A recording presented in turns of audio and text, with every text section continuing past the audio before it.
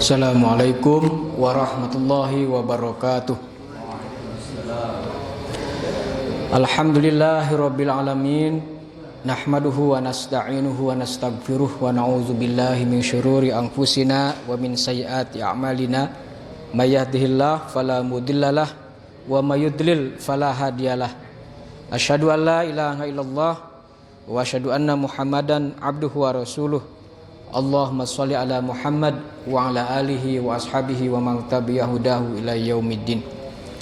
Para jamaah Masjid Al-Mubasyirin yang dirahmati oleh Allah, para asatiz, para tokoh, dan juga para jamaah yang senantiasa aktif menghadiri kajian ini. Mudah-mudahan semuanya kita berada dalam keadaan sehat walafiat dan senantiasa berada dalam ridha Allah Subhanahu wa taala. Kita lanjutkan kembali bacaan kajian kitab At-Tadhkirah yang ditulis oleh Imam Al-Qurtubi. Pada malam hari ini kita akan mengangkat tema tentang peristiwa-peristiwa yang terjadi sebelum kiamat. Kejadian-kejadian qabla yaumil qiyamah.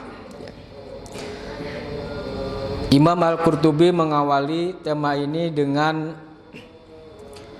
mengemukakan sebuah hadis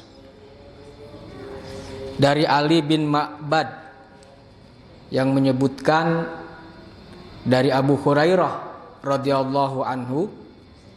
Dia berkata bahwa Rasulullah Shallallahu Alaihi Wasallam pernah bercerita kepada kami ketika kami berada di tengah sekelompok sahabatnya.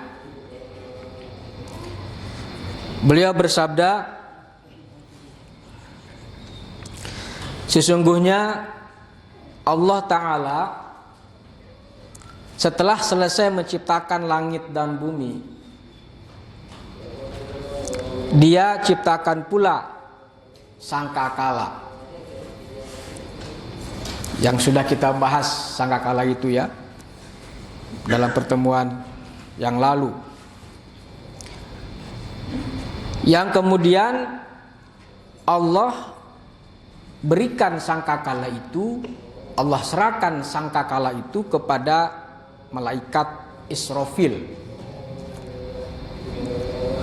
Oleh Israfil, sangkakala itu dia letakkan di mulutnya. Sedang pandangannya selalu dia arahkan ke arsy, menunggu kapan diperintahkan untuk meniup sangkakala tersebut. Ya. Jadi kalau kita sekarang hidup dengan kesenangan duniawi, ya, urusan ini urusan itu, ya, pergi ke sana pergi kemari dengan kesibukan masing-masing, ya. Kalau orang yang senantiasa ingat kepada Allah dan senantiasa ingat akan terjadinya hari kiamat, maka dia akan mewaspadai untuk menjalani kehidupannya itu dengan sebaik-baiknya. Adapun orang-orang yang lalai dan orang-orang yang tidak sadar, bahkan dia sering sekali melakukan kemaksiatan, lupa diri. Kalau berkuasa pun kalau sudah naik tidak mau turun, ingin terus berkuasa terus, ya, apalagi ingin melakukan kezaliman. Dia itu sebetulnya tidak sadar bahwa sebetulnya ya, kematian senantiasa mengintai, termasuk hari kiamat pun itu akan senantiasa mengintai dirinya. Jadi tugas malaikat itu kan seperti itu, ya, tidak pernah membantah apa yang diperintahkan Allah, ya dia lakukan, ya. Tidak interupsi dulu, ya, ataupun menunda-nunda ketika Allah memerintahkan, maka dia lakukan, dan tidak pernah bermaksiat. Begitupun malaikat Israfil ini ketika Allah serahkan sangkakala itu, ya beliau letakkan dan pandangannya tetap ke aras menunggu perintah Allah Subhanahu wa taala. Kalau kata Allah, Israfil tiup, maka ditiuplah dan terjadilah hari kiamat. Kata Abu Hurairah, lanjutan dari hadis tadi, saya bertanya, ya Rasul, apa sangkakala itu? Ya, maka ini diulang lagi ya, sebelumnya juga sudah. Maka kemudian Nabi menjawab, sangkakala itu adalah tanduk. Ya. Jadi sangkakala itu berupa tanduk. Kalau tanduk kan kita tahu ya, ada tanduk hewan, kambing, unta, ada tanduknya. Sangkakala itu diupamakannya seperti itu, kayak trompet. Makanya kemudian disebut dengan sangkakala itu adalah seperti bentuk trompet. Ya. Saya bertanya lagi, bagaimana keadaannya? Maka kemudian Nabi menjawab, ia besar sekali. Nah, ini dulu kan tidak sampai ke sini ya. Ini sifatnya dijelaskan oleh Rasulullah, bentuk sangkakala. Bentuk sangkakala itu bentuknya adalah sangat besar. Demi Tuhan yang menggenggam jiwaku, sesungguhnya salah satu lingkaran di dalamnya luasnya seluas langit dan bumi. Ia akan ditiup 3 kali. Ya. Pertama, tiupan yang mengejutkan, dan ini sudah kita bahas dulu ya, nafakhat al-faza. Kedua, tiupan yang mematikan, nafakhat asyaik. Dan yang ketiga adalah tiupan kebangkitan untuk menghadap kepada Tuhan semesta alam. Ya. Atau nafakhat al-qiyam. Ini juga sudah kita jelaskan, walaupun antara pertama dengan yang kedua itu sama ya. Yang mematikan, tiupan yang mematikan, yang keduanya itu adalah tiupan yang membangkitkan kembali, yang kemudian dia akan digiring untuk menerima putusan-putusan atas amal perbuatan yang dilakukannya selama di dunia itu. Maka Allah kemudian menyuruh Israfil meniup tiupan yang pertama seraya berfirman, tiuplah tiupan yang mengejutkan. Maka terkejutlah segenap penduduk langit dan bumi, kecuali siapa saja yang dikehendaki oleh Allah. Artinya ketika tiupan pertama itu ditiupkan oleh Israfil, semua makhluk itu terkejut, kaget, ya, panik, kecuali ya makhluk yang dikehendaki oleh Allah. Maknanya ada makhluk yang memang dia tidak kaget, tidak terkejut dengan kehendak Allah Subhanahu wa taala. Tiupan ini diperintahkan Allah kepada Israfil supaya diperpanjang dan berlangsung lama. Ya, jadi tiupan ini diperintahkan oleh Allah kepada Israfil supaya diperpanjang dan berlangsung lama, sebagaimana digambarkan Allah dalam firman-Nya, yaitu di surat Shad ayat 15. Ya, Allah Subhanahu wa taala berfirman, A'udzubillahi minasyaitonirrajim. Wa ma yanzuru haula'i illa sayhatan wahidah malaha min fawaq. Artinya, wa ma yanzuru haula'i, tidaklah ada yang mereka tunggu ya, selain satu teriakan saja. Atau di sini tidaklah mereka itu melihat, menyaksikan, kecuali tiupan teriakan satu kali saja, malaha min fawaq, yang tidak ada baginya saat berselang.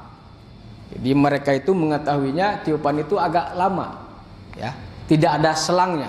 Ya. Makanya di situ diperpanjang tiupan itu, ya, tiupan yang mengagetkan. Kemudian Imam Al-Qurtubi memberikan penjelasan ya tentang hadis tadi ini. Ya. Berselang, ya, saat berselang itu diterjemahkan dari kata fawak, ya, malaha min fawak, tidak ada jedah gitu ya, tidak ada jedah. berasal dari fawaq al-halib, yang artinya fawaq al-halib itu senggang waktu antara dua perahan, ya. Yakni jika pemerah, ini dikaitkan dengan orang yang suka memerah susu, ya. Jika memerah susu onta atau kambingnya, lalu dia tinggalkan sesaat supaya anak binatang itu menyusu, ya. Dengan demikian susunya akan menjadi deras, mengalir, lalu dia memerah lagi, ya. Dan dari kata ini adalah istilah fawaq, ya. Min fawaq artinya jedah, ya. Yang artinya angin yang berbolak-balik dalam lambung antara dua waktu senggang, ya. Jadi fawaq itu juga mengandung makna ar-rih, ya, ada angin yang senantiasa berbolak-balik dalam lambung itu antara dua waktu yang senggang. Adapun maksud ayat ini, ya, kaitannya dengan ayat yang wa ma yang zuru haula'i illa sayhata wahidah malaha min fawaq. Tiupan kali adalah tiupan yang berlangsung terus menerus tanpa putus, ya. Tiupan sangkakala tadi itu, ya, continue, ya, tanpa ada jeda, berarti agak lama, ya, yang tiupan mengejutkan itu. Dan ini kata Imam Al-Qurtubi di sini terjadi, ya, pada hari Jumat di pertengahan bulan Ramadan. Ini tentu kalau seperti ini, waktu ini kan ada riwayatnya, ya, ada hadisnya. Dan sejak adanya tiupan ini, Allah Subhanahu wa taala memperjalankan gunung-gunung, ya.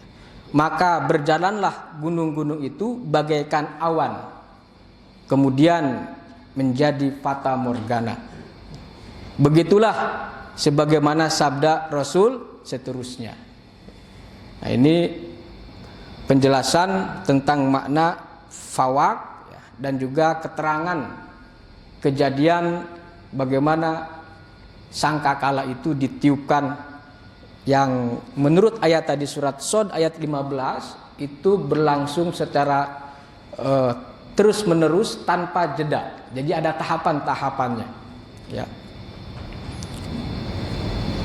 Maka di sini beliau memberikan tema, ya. Jadi peristiwa-peristiwa yang terjadi sebelum kiamat. Kemudian bumi berguncang, menggoyangkan seluruh penghuninya dengan gempa yang digambarkan oleh Allah Subhanahu wa taala, yaitu di surat An-Nazi'at ayat 8, ayat 6 sampai ayat 8. Surat An-Nazi'at, yauma tarjufur rajifah tatsba'uhar rajifah qulubu yauma idzi wajifah. Coba dicek, ya, ayatnya surat Az-Zariyat. Yauma tarjufur rajifah artinya adalah pada hari ketika tiupan pertama mengguncang alam. Tarjuf, ya, menggoncangkan, ar-rajifah alam, ya. Tatsba'uhar radifah, tiupan pertama itu disusul dengan tiupan yang kedua. Tatsba'uha ar-radifah. Dia ar-radifah mengandung makna tiupan yang kedua, disusul dengan tiupan yang kedua. Qulubu yauma idzi wajifah, maka hati manusia pada waktu itu sangat takut. Itu tadi panik, ya, ketakutan. Di surat An-Nazi'at ini, ya, coba nanti periksa lagi, ya, ayat ini yang menggambarkan keadaan manusia ketika terjadi hari kiamat ataupun pada tiupan yang pertama kemudian disusul pada tiupan yang kedua. Pada waktu itu manusia merasakan rasa takut kecuali yang dikehendaki oleh Allah Subhanahu wa taala. Bumi saat itu bagaikan kapal di laut. Ya, ini keterangan dari Imam Al-Qurtubi ya. Jadi bumi pada saat terjadi hari kiamat berdasarkan ayat itu kan digoncang, itu seperti kita ini berada di kapal yang terombang-ambing dengan gelombang yang begitu besar, ya, digoncangkan. Bayangkan kalau gempa ya, orang yang sudah merasakan bagaimana dahsyatnya kejadian gempa itu, ya itu gambarannya seperti itu, ya, digoncang bumi itu ya. Maka musibah-musibah itu disebut dengan kiamat sugro, ya, kiamat kecil ya. Pada hakikatnya itu juga sebetulnya menggambarkan betapa dahsyatnya. Itu saja kita sudah panik gitu ya, sudah rasa takut kalau terjadi gempa itu ya. Apalagi kalau betul-betul terjadinya hari kiamat itu. Kemudian manusia ikut terombang-ambing di atas kapal. Itu perumpamaan analogi ya, keadaan itu. Manusia terombang-ambing di atas kapal. Wanita yang sedang menyusui anak mengalami kebingungan ya. Wanita hamil melahirkan bayi yang dikandungnya ya, ataupun mengalami keguguran ya. Anak-anak menjadi beruban, tiba-tiba beruban ya. Setan-setan kabur berlarian menuju ke berbagai penjuru ya. Namun dihadang dan dikejar para malaikat, lalu dipukul wajah mereka. Sementara manusia berlari-larian kian kemari, saling memanggil sesamanya. Dan itulah juga yang difirmankan oleh Allah Subhanahu wa taala di surat Ghafir. Ya, nanti kita baca ya, surat Ghafir ayat 32 sampai ayat 33 yang menjelaskan tentang gambaran ya, ilustrasi terjadinya hari kiamat. Jadi kalau tadi disebutkan anak-anak saja pada beruban, ini kan sesuatu yang aneh ya. Kenapa aneh? Biasanya normalnya orang beruban itu kalau sudah usianya tua ya, berumur. Tapi ini kok anak-anak sudah beruban gitu ya. Itu karena tadi ya, dahsyatnya kejadian hari kiamat. Di surat Ghafir Allah Subhanahu wa taala berfirman, a'udzubillahi minasyaitonirrajim. Yaumat tanad, yauma tuwalluna mudbirina, malakum minallah min asim, wa may yudlilillah fama lahu min had. Yauma tanad, tanad itu panggil memanggil gitu ya. Jadi pada satu hari ya, terjadi orang panggil memanggil, yaitu adalah yauma tuwalluna mudbirin, yaitu hari ketika kamu lari berpaling ke belakang. Tuwalluna mudbirin, berpaling ke belakang, tidak ada siapapun bagimu yang menyelamatkan kamu ya, dari azab itu ya. Malakum minallah min asim ya. Jadi tidak ada sesuatu pun ataupun siapapun bagimu yang menyelamatkan kamu dari azab yang Allah turunkan kepadamu. Jadi malakum minallah min asim. Asim itu yang pelindung, penyelamat. Tidak ada penyelamat bagi orang pada hari itu dari keputusan ataupun azab Allah Subhanahu wa taala. Wa may yudlilillah fama lahu min had. Dan barang siapa yang disesatkan oleh Allah, niscaya tidak ada seorang pun baginya yang akan memberikan petunjuk ataupun menjadi petunjuk. Para jamaah yang dimuliakan oleh Allah Subhanahu wa taala, dari ayat ini juga memberikan gambaran pada hari itu, dahsyatnya hari kiamat itu, orang saling menjerit, berteriak, manggil satu sama yang lain. Ya. Kan kita pun begitu ya, kalau misalkan kejadian-kejadian itu pasti akan berteriak gitu ya. Yauma tuwalluna mudbirina ma lakum minallahi min asim. Tapi di ayat ini kemudian Allah menjelaskan tadi kepada orang-orang yang senantiasa lalai, senantiasa berpaling daripada Allah Subhanahu wa taala, ya, mereka sudah tidak bisa menyelamatkan dirinya lagi, tidak ada pelindung. Ya. Akan menghadapi putusan Allah Subhanahu wa taala dengan seadil-adilnya jika mereka melakukan kejahatan, melakukan kemungkaran di atas bumi ini, ya. Jadi yauma tuwalluna mudbirin ma lakum minallahi min asim. Maka hari kiamat ini, ketika Allah Subhanahu wa taala menjelaskan dahsyat hari kiamat itu, sebetulnya untuk mengingatkan kita. Ya. Mengingatkan kita semua, terutama orang-orang yang senantiasa lalai tadi itu, supaya segera taubat. Kembali kepada jalan yang lurus, jalan yang Allah ridhoi. Ya. Makanya di sini diungkapkan wa may yudlilillah fama lahu min had. Kalau sudah disesatkan oleh Allah, maka tidak ada seorang pun yang menjadi jaminan, menjadi petunjuknya, memberikan petunjuk. Ya. Tapi bukan berarti di sini, ya, Allah menyesatkan. Nanti ini ya, bukan langsung kemudian Allah menyesatkan. Tidak, Allah sudah telah memberikan kesempatan kepada hambanya itu untuk kembali kepada jalan yang benar. Tapi karena mereka itu bandel, gitu ya, mereka tidak mau mengikuti petunjuk, Rasul pun ditentang terus, Al-Quran ditinggalkan, kitab suci ditinggalkan, tidak dihiraukan. Bahkan mereka terus melakukan sesuatu yang sesuai dengan kehendaknya sendiri ataupun nafsunya sendiri, ya, sehingga dengan perbuatan itulah kemudian mereka semakin sesat, gitu. Maka di sini disebutkan wa may yudlilillah fama lahu min had. Oleh sebab itu di ayat yang lain juga ada ya, bahwa kalau Allah menyebutkan seperti ini, innalladzina amanu wa amilus solihati yahdihim rabbuhum biimanihim. Orang-orang yang beriman, orang-orang yang beramal soleh, yahdihim rabbuhum biimanihim. Jadi Tuhan mereka itu memberikan hidayah, memberikan petunjuk. Kenapa? Karena keimanannya, gitu ya.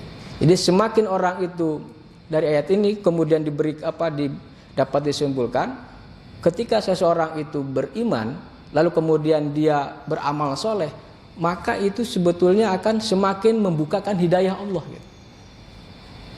Akan membukakan, menguatkan keimanannya kepada Allah Subhanahu wa taala. Sebaliknya berarti, kalau orang itu kufur dan bahkan melakukan kemaksiatan jauh daripada Allah Subhanahu wa taala, maka ya semakin sesat dia itu.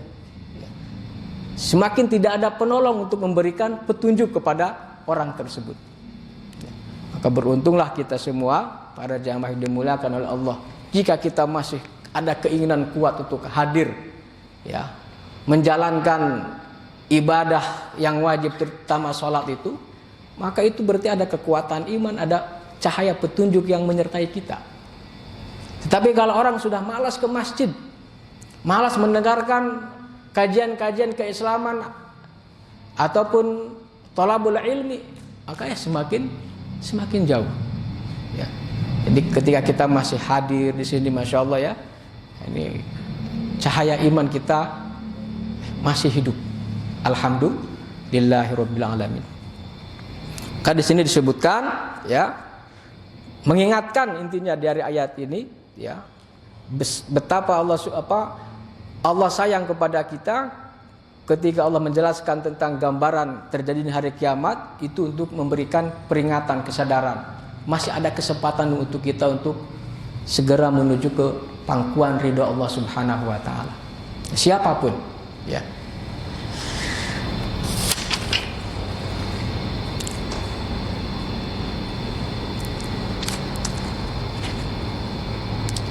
Tatkala mereka dalam keadaan seperti itu, ya, tadi saling memanggil, tiba-tiba bumi saling berbenturan, ya, sesama dirinya sendiri.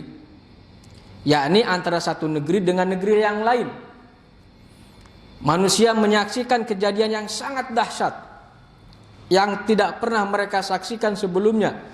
Karenanya mereka merasa sangat susah dan sangat merasakan kengerian, sangat panik sekali. Hanya Allah sajalah yang tahu sebesar apa kesusahan dan kengerian mereka itu. Jadi kalau sebesar apa sih rasa takut yang mereka rasakan ketika terjadi hari kiamat, ya tentu saja hanya Allah Subhanahu wa taala. Ya. Selanjutnya, ya, mereka kemudian melihat ke atas, ke langit. Ternyata langit tampak seperti lelehan perak. Ya. Kemudian juga terbelah langit itu. Kan ada ya ayatnya ya, idza sama'u syaqqat, jika langit terbelah. Itu juga ayat itu menjelaskan tentang bagaimana kejadian hari kiamat.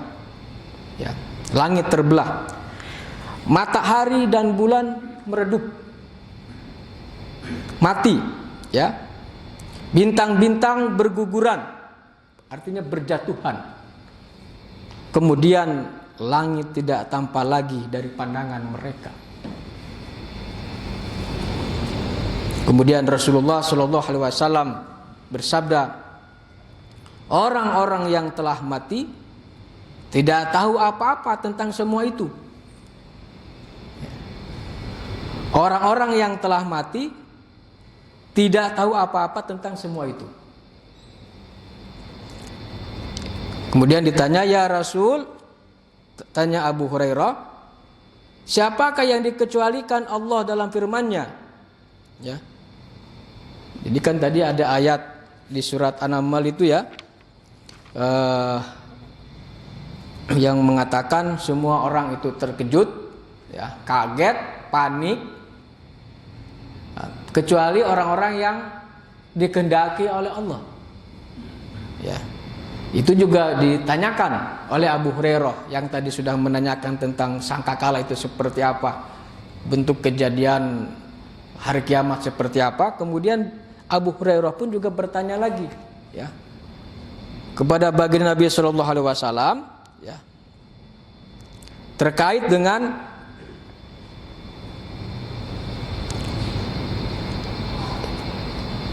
orang-orang yang dikecualikan. Jadi maka terkejutlah segala yang di langit dan segala yang ada di bumi, kecuali siapa yang dikehendaki oleh Allah. Nah, itu yang dikecualikan itu siapa? Gitu ya.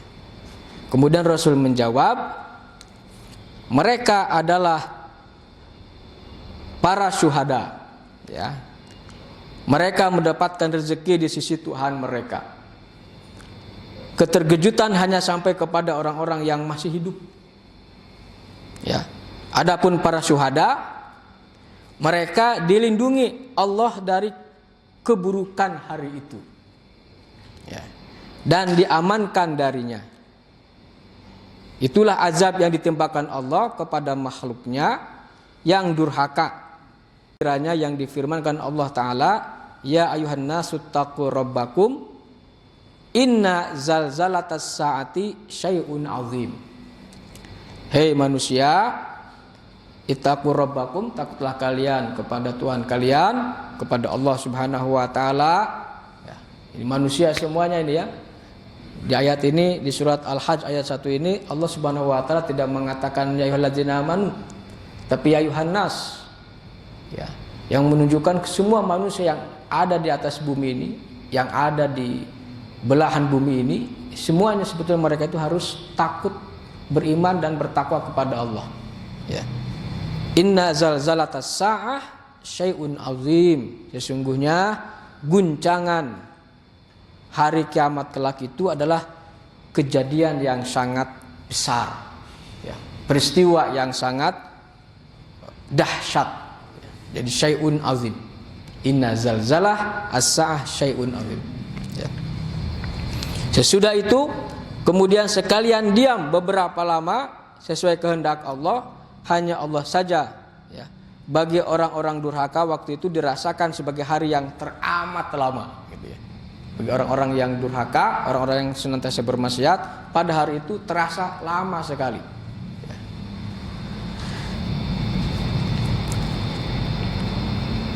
Baik. Kemudian ada lagi pembahasan hadis yang disebutkan oleh At-Tabari dan Ats-Tsa'labi dan dia nyatakan sahih oleh Ibnul Arabi dalam kitabnya Siraj Al-Muridin, di mana dia berkata Yaum Al-Zalzalah, yaitu hari kegoncangan, hari kiamat itu adalah nama yang ke-12 di antara nama hari kiamat. Jadi nama hari kiamat itu kan banyak ya. Al-Ghoshiyah, ya, Al-Qiyamah, As-Sa'ah, ya. Al-Zalzalah itu juga disebut sebagai salah satu nama hari kiamat. Kenapa disebut dengan Al-Zalzalah tadi? Karena kiamat itu terjadi goncangan, ya. Kegoncangan yang azim, yang sangat besar. Dia berkata ya di Siraj Al-Muridin ini, Yaum Al-Zalzalah adalah nama yang ke-12 katanya di antara nama-nama hari kiamat. Nah, keguncangan tersebut pada tiupan pertama itu berdasarkan hadis sahih yang hanya satu-satunya ini. Ya. Setelah Nabi SAW memberitahukan bakal terjadinya Yaum Al-Zalzalah pada tiupan pertama, maka kemudian beliau menyebutkan kengerian-kengerian dahsyatnya yang bakal terjadi di hari itu. Dan memang dinyatakan dahsyat juga oleh firman Allah Subhanahu wa taala dengan kata-kata syai'un azim, sesuatu yang sangat besar. Inna zalzalata syai'un azimun. Kalau sudah ada kata inna ya, dalam bahasa Arab itu kan menguatkan. Inna itu artinya sesungguhnya. Jadi tidak begini, al-zalzalatu as-sa'ah atau zalzalatu sa'ati syai'un azim, ya. Tapi menggunakan kata inna zalzalatas sa'ati syai'un azimun, yang menunjukkan bahwa kegoncangan hari kiamat itu sesungguhnya, gitu. Sesungguhnya kegoncangan hari kiamat itu syai'un azim, sesuatu ataupun perkara yang sangat besar, perkara yang sangat dahsyat. Karena begitu, ya, menimbulkan keterkejutan sampai-sampai tidak ada seorang pun yang sanggup menanggungnya. Itu tergambar pada firman Allah kepada Nabi Adam, kirimkan delegasi neraka, maka terjadilah pengiriman itu di tengah hari itu juga. Padahal sebenarnya tidak harus berarti bahwa perkataan itu bergandengan dengan tiupan pertama, di mana anak-anak kecil menjadi beruban, wanita hamil gugur kandungannya, dan wanita yang menyusui mengalami kebingungan. Itu semua bisa memuat dua kemungkinan. Pertama, ya, bahwa akhir perkataan tadi masih bergandengan dengan awalnya. Jadi rangkaiannya barangkali dikatakan menurut Imam Al-Qurtubi, ya, dikatakan kepada Adam, kirimkan delegasi neraka di tengah-tengah hari, di mana anak-anak kecil beruban, wanita hamil gugur kandungannya, dan wanita menyusui mengalami kebingungan. Jadi perkataan itu terus bergantian, ya, dari awal. Yang kedua, berubahnya anak-anak kecil itu maksudnya adalah gugurnya kandungan wanita hamil. Bahwa berubahnya anak-anak kecil, gugurnya kandungan wanita hamil, dan kebingungan wanita yang menyusui anak tersebut memang benar-benar terjadi, ya, pada tiupan pertama. Itu maksudnya, ya. Jika ini benar, maka berdasarkan pendapat yang kedua ini berarti penyebutan Nabi akan terjadinya peristiwa-peristiwa tersebut hanyalah sekedar pemberitahuan tentang betapa dahsyatnya hari itu, meskipun tidak memuat pengertian lain selain itu saja. Dan ini memang cara orang Arab dalam menyampaikan ungkapan yang fasih. Kemudian Imam Al-Qurtubi mengatakan, apa yang dikatakan oleh Ibnu Arabi mengenai kesahihan hadis di atas dan tanggapannya terhadap hadis-hadis tersebut, katanya masih perlu ditinjau juga. Ini ada kritik hadisnya ya. Berdasarkan keterangan yang telah kami sampaikan tadi, lain dari itu Abu Muhammad Abdul Haq berkata dalam kitabnya Al-Aqibah bahwa dalam bab ini adalah sebuah hadis munqati dan tidak sahih. Ada juga yang mengatakan seperti itu ya, yang disebutkan oleh At-Tabari dari Abu Hurairah, Nabi Shallallahu Alaihi Wasallam bersabda, ya, sangkakala ditiup 3 kali. Ya. Pertama, tiupan mengejutkan. Yang kedua, tadi tiupan yang membangkitkan. Ya. Itu maksudnya adalah sangkakala ditiup 3 kali. Pertama tiupan mengejutkan dan seterusnya. Kata Abdul Haq, hadis ini menurut At-Tabari berkenaan dengan surat Yasin. Nah, ini juga nanti perlu dicek lagi nih ya. Pembahasannya sangat panjang ini. Lalu kemudian Imam Al-Qurtubi juga mengatakan, ya, jadi saya katakan sebagaimana telah disebutkan di atas, yang benar mengenai tiupan sangkakala adalah bahwa ia ditiup hanya 2 kali saja. Ini sudah dijelaskan dulu ya, bukan 3 kali. Adapun riwayat Muslim tentang firman Allah Ta'ala kepada Nabi Adam, hai Adam, kirimlah delegasi neraka, ya, itu disampaikan setelah terjadinya kebangkitan pada hari kiamat. Karena nafakhat al-faza itu identik dengan nafakhat as-sa'iq, sebagaimana keterangan yang lalu, atau identik dengan nafakhat al-ba'is menurut pendapat yang lain, seperti yang diterangkan akan diterangkan nanti. Ya. Para jamaah yang dimuliakan oleh Allah, ya.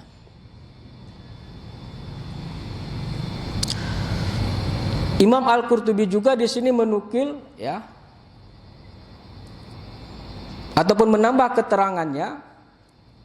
Dan kalaupun dikatakan di waktu itu bumi berguncang, yauma az-zalzalah, namun keguncangan itu tidak mesti akibat tiupan sangkakala. Karena kita pun sering menyaksikan getaran dan gempa bumi mengguncangkan manusia dan apa saja yang ada di atasnya, seperti gunung-gunung, air dan lain-lain. Itu bagaikan kapal di laut saat terhempas gelombang yang saling berhantaman, meski belum pernah terjadi tiupan sangkakala. Jadi walaupun yang namanya keguncangan itu, ya, itu juga bisa terjadi bukan hanya tiupan sangkakala. Ya. Kalau terjadi sekarang ini gempa, ya, ataupun tsunami, itu kan kita merasakan juga ada lini. Nah, menurut keterangan ini di sini, kejadian-kejadian seperti itu, ya, bukan berarti kemudian itu akibat dari tiupan sangkakala, karena memang belum ditiup sangkakala itu. Itu hanya kejadian alam, kejadian alam yang memang bisa dirasakan keguncangannya itu. Ya. Nah, gempa bumi tersebut juga termasuk, kata Imam Al-Qurtubi, itu sebagai tanda-tanda dan pendahuluan hari kiamat. Jadi kalau ada tsunami, ada gempa bumi, itu menurut beliau ini muqaddimah, gambaran terjadinya hari kiamat.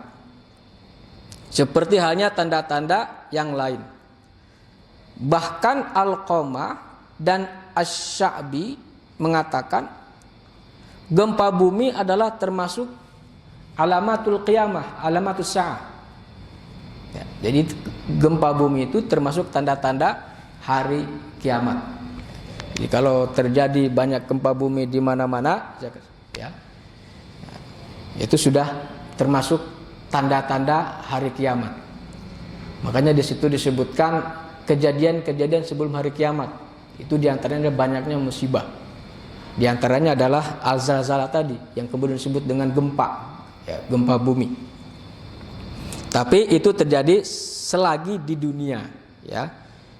Demikian pula kata Anas bin Malik, Al-Hasan Al-Basri. Sementara itu Abu Nasr Abdurrahman bin Abdul Karim Al-Kushairi sebagai penulis kitab tafsir, ya, beliau menukil, Imam Al-Qurtubi mengutip tafsir dari Abu Nasr.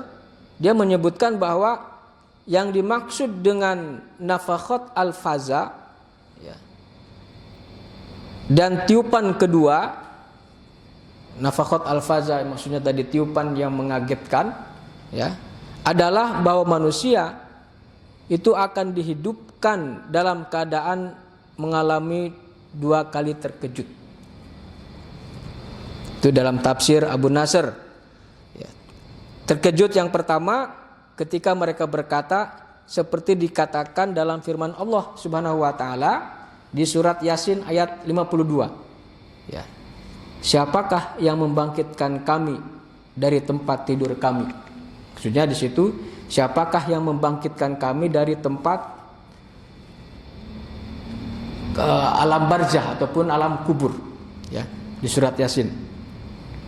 Yang kedua, keterkejutan yang kedua itu adalah ketika mereka melihat hal-hal yang mengerikan dan menakutkan. Wallahu a'lam. Itu dalam keterangan kitab tafsir Al-Kushairi, ya. Kemudian Imam Al-Qurtubi juga mengungkapkan ayat Al-Qur'an di surat Al-Hajj ayat 2, ya. Yauma tarawunaha tadhalu murdi'ah amma arda'at wa tadau kullu zati hamlin hamlaha wa taronasa sukara wa ma hum bisukara walakinna adzaballahi syadidun. Ya, di surat Al-Hajj ayat 2, ya, ini menggambarkan keadaan hari kiamat, bagaimana manusia pada saat itu, ya. Jadi pada hari itu, ya, kamu melihatnya, lalailah semua wanita yang menyusui dari anak yang disusuinya. Itu jelas ya dalam Al-Qur'an, ya. Jadi tadhalu kullu murdi'atin amma arda'at. Nalurinya ibu hamil itu ataupun ibu menyusui, pada umumnya mereka itu memiliki rasa kasih sayang yang luar biasa, perhatian yang sangat besar kepada anaknya, ya. Tapi ketika terjadi hari kiamat, mereka melalaikannya, tidak menghiraukannya lagi, karena dahsyatnya hari kiamat. Sedikit lagi, ya. Wa tadau kullu dzati hamlin hamlaha. Lalu kemudian gugurlah kandungan semua wanita yang hamil. Wa tadau kullu dzati hamlin hamlaha. Karena tadi dahsyatnya goncangnya hari kiamat itu, ya, keadaan manusia, ibu hamil pun itu tiba-tiba berguguran, ya. Belum saatnya lahiran tapi sudah melahirkan karena dahsyatnya, ya. Kemudian ada lagi disebutkan yang ketiga, wataron nasa sukaro wa mahum bisukaro, ya. Kondisi yang ketiga, manusia pada saat itu adalah kamu lihat manusia itu dalam keadaan mabuk, ya. Padahal mereka tidak mabuk, tetapi azab Allah yang sangat keras, ya. Jadi kayak teler gitu manusia pada saat itu, ya. Nah, tapi mereka sebetulnya tidak mabuk, tidak teler. Itu karena saking dahsyatnya terjadinya hari kiamat yang mereka rasakan. Para jamaah yang dimuliakan oleh Allah, ya, itulah gambaran, ya, tentang hari kiamat yang disinggung ataupun yang dijelaskan dalam kitab At-Tadhkirah fi Ahwalil Mauta wa Umur Akhirah yang ditulis oleh Imam Al-Qurtubi. Intinya, ya, kita semua harus meyakini, ya, bahwa hari kiamat itu akan terjadi, dan gambaran ataupun keadaan peristiwa pada saat itu memang kejadian yang sangat besar yang bisa menimbulkan rasa takut yang luar biasa. Nah, mudah-mudahan kita semua termasuk orang-orang yang tidak panik ketika terjadi hari kiamat itu, dan itu tidak lain adalah karena keimanan dan amal soleh yang senantiasa kita jaga, yang senang kita lakukan selama hidup kita di dunia ini. Dan mudah-mudahan kita tadi termasuk orang-orang yang dikecualikan oleh Allah Subhanahu wa taala, ya.